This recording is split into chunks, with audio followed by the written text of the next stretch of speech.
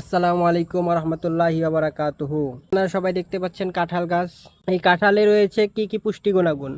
কাঁঠালে রয়েছে beta carotene, vitamin A, C, B, A, B two, potassium, calcium, magnesium সহ নানা রকমের পুষ্টি ও খনিজ উপাদান। ভিটামিন সি আমাদের রোগ প্রতিরোধ ক্ষমতা শক্তিশালী করে, তারুণ্য বজায় রাখতে সাহায্য করে, ত্বক, নখ, চুল, দাঁতের পুষ্টি যোগায়। এই কাঁঠাল আমাদের গ্রামে অঞ্চলে কাঁঠালের দাম কম।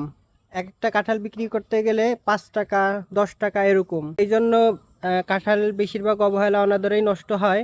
আমাদের গ্রাম অঞ্চলে বেশি কাঁঠাল নষ্ট হয়। আমি নিজে হাটে বিক্রি করতে গেছিলাম, 5 টাকা 10 টাকা কাঁঠাল এরকম বলে। এই জন্য কাঁঠাল, অনেকে আছে হজম শক্তি কম, অনেকের হজম শক্তি দুর্বল হওয়ার কারণেও কাঁঠাল খায় না, পেটে সহ্য হয় না। সিজনাল ফল খাইলে রোগ প্রতিরোধ ক্ষমতা বৃদ্ধি পায়। এই জন্য সবার সিজনাল ফল খাওয়া উচিত। আমি নিজেও চেষ্টা করি সিজনাল ফল সবসময় খাওয়ার।